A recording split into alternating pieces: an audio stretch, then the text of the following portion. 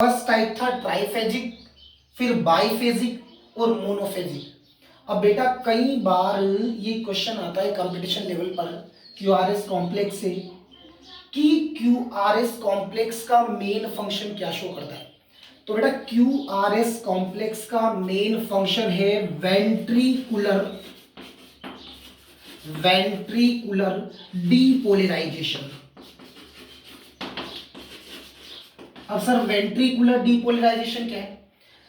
Heart के जो बेटा लोअर चैम्बर्स हैं जिन्हें अपन वेंट्रिकल्स या निले कहते हैं, उन निले में संकुचन को शो करता है QRS complex. That is most most most important term.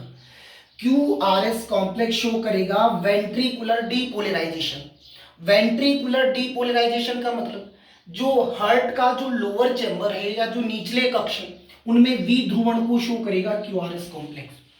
अब इसके कितने types? 3 types, triphasic, biphasic, monophasic, जो मैंने वापस रिपीट कर दिए बेटा। अब ट्राइफेजिक क्या है?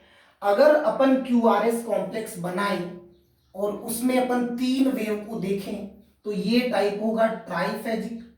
अगर क्यूआरएस कॉम्प्लेक्स में क्यूआरएस इन तीनों में से कोई भी 2 वेव देखने को मिले तो उसे बोलेंगे बाईफेजिक। और अगर इसमें केवल 1 वेव देखने को मिले तो क्या होगा? मोनोफेजिक। तो 3 टाइप्स के होते हैं ट्राइफेजिक। परिभाषा क्या देंगे इसकी कि जब क्यूआरएस कॉम्प्लेक्स में 3 वेव देखने को मिले तो उसे ट्राइफेजिक क्यूआरएस कॉम्प्लेक्स कहेंगे। वो क्यू भी हो सकती है, आर भी हो सकती है और एस भी हो सकती है। जब बाईफेजिक क्या होगा बेटा? जब क्यूआरएस कॉम्प्लेक्स में कोई सी भी 2, क्यू आर हो सकती है, आर एस हो सकती है, क्यू एस हो सकती है, कोई भी 2 वेव देखने को मिले तो वो क्यूआरएस कॉम्प्लेक्स क्या होगा? Biphasic.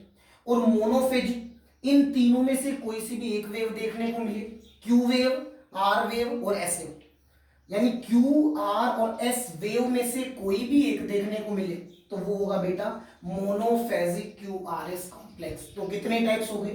3। First triphasic, second biphasic और थर्ड मोनोफेजिक। अब अपन आगे पढ़ते हैं इस क्यूआरएस कॉम्प्लेक्स से जो नोमेनक्लेचर है इसके कुछ रूल्स है बेटा वो समझते हैं।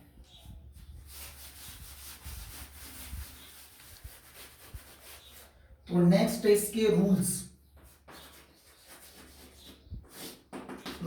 बेटा ध्यान से समझे, मोस्ट मोस्ट इंपॉर्टेंट है बेटा।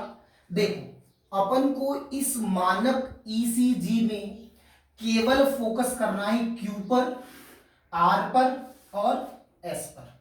बात समझ में आ रही? क्यू, आर और एस पर। अब समझते हैं फर्स्ट रूल। हमेशा ध्यान रखो बेटा क्यू आर एस इन तीनों में क्यू वाली वेव नीचे की ओर जा रही है कि नहीं जा रही? जा रही है। तो फर्स्ट वेव कैसी होगी? नीचे की ओर जा रही है तो बेटा नेगेटिव वेव। अरे कैसी होगी? नेगेटिव।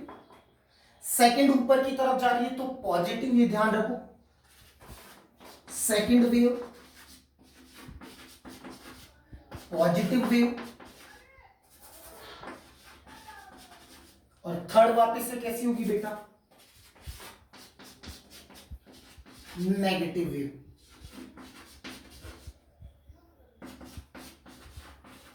तो क्यू आर एस कॉम्प्लेक्स में फर्स्ट वेव बिकॉज नीचे की ओर है आइसोइलेक्ट्रिक लाइन की तो ये नेगेटिव वेव। ध्यान रखो बेटा हमेशा फर्स्ट वेव कैसी होगी? नेगेटिव। सेकंड वेव ऊपर है तो पॉजिटिव, थर्ड वाली नीचे है तो नेगेटिव। ये देखो ये नीचे है तो नेगेटिव, ये पॉजिटिव, ये नेगेटिव। अब ये मोस्ट इंपॉर्टेंट बात है बेटा कि ये जो नीचे की ओर जा रही है वेव और आर जो ऊपर की ओर जा रही है इसे बोलेंगे इसका एम्पलीट्यूड। क्या बोलेंगे बेटा? एम्पलीट्यूड। मतलब क्या हुआ? ये इतना नीचे तक कम क्यों जा रही है और ये इतना ऊपर तक, ज्यादा ऊपर तक जा रही है तो इसका एम्पलीट्यूड क्या होगा? ज्यादा। और कम नीचे तक जा रही है तो इसका एम्पलीट्यूड कम। अब मैं पूछूं कि फर्स्ट वेव जो नेगेटिव है वो कौन सी है? क्यू। क्लियर? सेकंड पॉजिटिव है वो कौन सी है? आर। और थर्ड नेगेटिव है वो कौन सी है? एस। अब आपको पता है बेटा अगर मैंने ये एम्पलीट्यूड इसका कम बना रखा है, छोटा बना रखा है, तो इसे रिप्रेजेंट करेंगे स्मॉल क्यू से। और अगर ये मैंने एनलार्ज बना रखा है इसका एम्पलीट्यूड, तो इसे रिप्रेजेंट करेंगे कैपिटल क्यू से। अब यहां पर आर मैंने कैपिटल यानी लार्ज एम्पलीट्यूड है, तो इसको कैपिटल आर लिखेंगे। अगर मैं इस आर को ऐसे स्मॉल आर लिख देता, छोटा एम्पलीट्यूड होता, तो फिर अपन इसको क्या लिख देते, स्मॉल आर। वैसे एम्पलीट्यूड इसका कम है, तो कैपिटल की स्मॉल, स्मॉल। तो ये इसके कुछ बेसिक रूल्स थे क्यू आर एस कॉम्प्लेक्स के बेटा। तो अपन ने कल जो चालू किया था क्यू आर एस कॉम्प्लेक्स वो खत्म हो गया। कार्डियोलॉजी का टॉपिक था,